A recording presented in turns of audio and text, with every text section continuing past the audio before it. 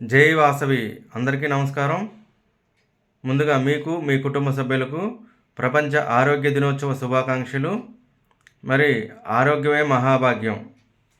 మనం ఆరోగ్యంగా ఉన్నప్పుడే మనకి విలువ ఉంటుంది. మనం ఎంతకాలం బతికున్నా కానీ ఆరోగ్యం లేకపోతే విలువ అనేది ఉండదు. మరి మన తల్లిదండ్రులను కానీ మన భార్య బిడ్డలను కానీ మనం జాగ్రత్తగా చూసుకోవాలి అంటే మనం ఆరోగ్యంగా ఉండాలి. అలాగే మన కుటుంబ సభ్యులతో సంతోషంగా గడపాలన్నా, మన స్నేహితులతో సంతోషంగా ఉండాలన్నా కూడా మనకి ఆరోగ్యంగా ముఖ్యం. అలానే మనం ఉన్నత శిఖరాలకు ఎదగాలన్నా, ఉన్నత పదవులు అలంకరించాలన్నా, డబ్బు సంపాదించాలన్నా కూడా మనం ఆరోగ్యంగా ఉండాలి. మనం ఆరోగ్యంగా ఉన్నప్పుడే మన చుట్టుపక్కల వారు కూడా మనకి విలువనిస్తారు. కాబట్టి ఫ్రెండ్స్, ముందర మనం మన ఆరోగ్యాన్ని ముఖ్యంగా బాగా చూసుకోవాలి. మరి చిన్న చిన్న ట్రిక్స్ పాటిస్తే ప్రతి మనిషి కూడా సగటున రోజుకి 8 గంటలు నిద్రపోవాలి. అంటే సాయంత్రం పూట పెందలకాడ నిద్రపోయి వేకువజాము లెగవాలి. ఆ నిద్రపోయినప్పుడు గాఢ నిద్రలోకి వెళ్ళాలి. అలా గాఢ నిద్రలోకి వెళ్ళామంటే అర్థం ఏంటంటే మనం ఆరోగ్యంగా ఉన్నట్టు. మరి తప్పనిసరిగా మనందరం కూడా అంటే మనం తిన్నది అరగాలన్నా, ఆకలి అవ్వాలన్నా, యాక్టివ్గా ఉండాలన్నా ఎన్నిట్లు కూడా ముఖ్య కారణం ఏంటంటే నిద్ర. మరి ఆ నిద్ర ఎక్కువసేపు పోవాలి. ఆ నిద్ర పోవడం వల్ల ఏంటంటే మనకి అలసట అనేది తగ్గిపోతూ ఉంటుంది. అలానే ఆ బాడీకి అంటే మన శరీరానికి ఉత్తేజాన్ని ఇస్తుంది. కాబట్టి మనం ఎక్కువసేపు నిద్రపోవాలి. మనం నిద్రపోయేటప్పుడు 8 గంటలు గాఢ నిద్రపోవాలి. మనం బాత్రూమ్కి వెళ్ళేటప్పుడు ఏం చేస్తామంటే అది కంగారుగా ముక్కుతూ తొందరగా అయిపోవాలని చెప్పేసి బయటకు వచ్చేస్తూ ఉంటాం. అలా కాదు.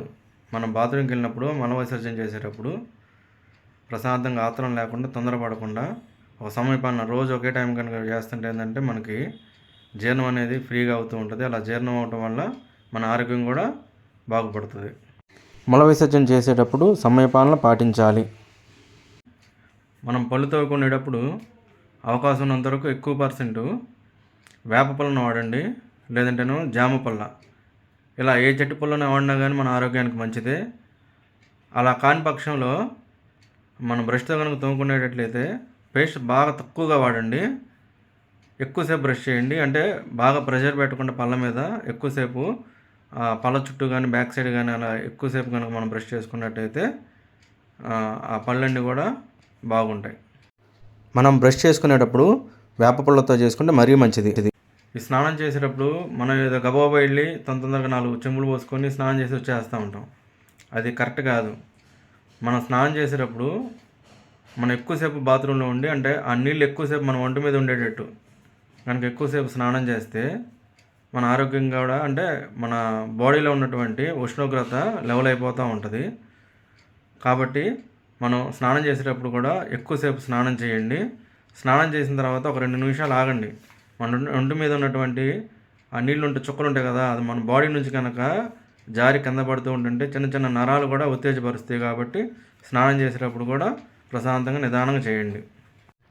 మనం స్నానం చేసేటప్పుడు నిదానంగా చేయాలి. మనం భోజనం చేసేటప్పుడు చాలామంది ఆత్రంగా ఏదో తిన్నాము వెళ్ళిపోయాం అన్నట్లుగా ఉంటారు. అదైతే మన ఆరోగ్యంగా అసలు మంచిది కాదు.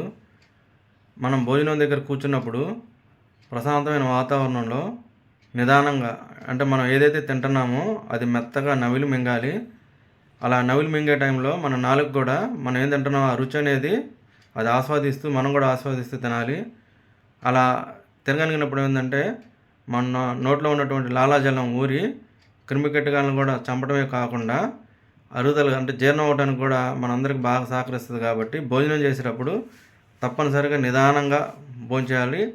అన్నీ కూడా అంటే పిండి పదార్థాలు, పీచు పదార్థాలు, అట్లానే అంటే కొవ్వు పదార్థాలు కానీ అట్లా ప్రతి ఒక్క ఐటెం కూడా దాంట్లో కలుపుకొని మనం తినొచ్చు. తీపి, పులుపు, కారం, ఉప్పు ఇట్లాంటివన్నీ కూడా కలుపుకొని తింటే ఆరోగ్యం ఇంకా మంచిది. మనం తినే ఆహారం నిదానంగా ఆస్వాదిస్తూ తినాలి.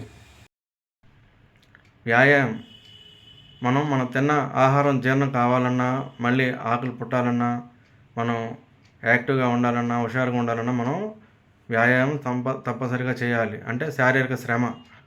మన శారీరక శ్రమ అంటే మన గార్డెన్లో చిన్న చిన్న పనులు చేసుకోవడం కానీ, జాగింగ్ కానీ, వాకింగ్ కానీ అంటే మనకున్న అక్కడ పరిస్థితులు బట్టి మనం శారీరక శ్రమ తప్పనిసరిగా చేయాలి. అలా శారీరక శ్రమ చేయటం వల్ల మనలో ఉన్నటువంటి చెడు పదార్థాలు కూడా ఆ శ్వేత బిందువుల్లోంచి బయటకు వెళ్తాయి, చెమట రూపంలో కానీ అలా. కాబట్టి తప్పనిసరిగా కూడా మీరు వ్యాయామం కానీ శారీరక శ్రమ కానీ ఏదో ఒకటి తప్పనిసరిగా చేయాలి. మనం తిన్న ఆహారం అరగటానికి శారీరక శ్రమ చేయాలి. ఇవన్నీ పాటిస్తే మనం ఎంతో ఆరోగ్యంగా ఉంటాము. ఆరోగ్యంగా ఉండాలంటే నిద్ర, ఆహారం, జీర్ణం, స్నానం ఇలా ప్రతి ఒక్కడు కూడా ప్రశాంతంగా చేయాలి. మనం మనిషిగా పుట్టినప్పుడు ఆరోగ్యంగా ఉండాలంటే మన ఆరోగ్యం తప్పనిసరిగా జాగ్రత్తగా చూసుకోవాలంటే కనుక ఇది ఒకదానికొకటి లింక్ అయి ఉంటుంది.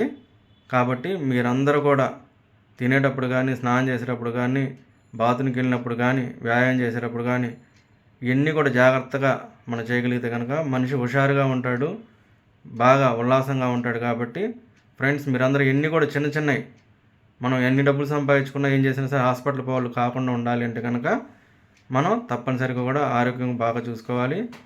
మరి మనం వయసులో ఉన్నప్పుడు సంపద కోసం కానీ, పేరు కోసం కానీ, పదవుల కోసం కానీ ఇవన్నీ కూడా పాటించకుండా మన జీవితంలో హడావుడిగా కనుక ఆత్రంగా కనుక తిరుగుతూ ఉన్నట్టయితే మనం సంపాదించిన సంపద మొత్తం కూడా రేపొద్దున హాస్పిటల్ డాక్టర్స్ పాలు అవుతాయి. కాబట్టి మీరందరూ కూడా అది గుర్తుంచుకొని మీ భవిష్యత్తులో ఆరోగ్యంగా ఉండాలంటే ఈరోజే వీటన్నిటిని కూడా పాటిస్తూ ఉండాలి.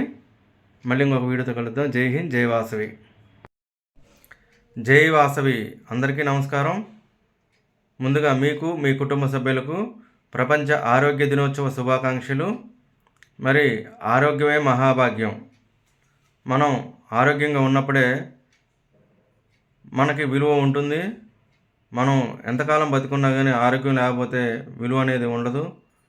మరి మన తల్లిదండ్రులను కానీ, మన భార్య బిడ్డలను కానీ మనం జాగ్రత్తగా చూసుకోవాలి అంటే మనం ఆరోగ్యంగా ఉండాలి.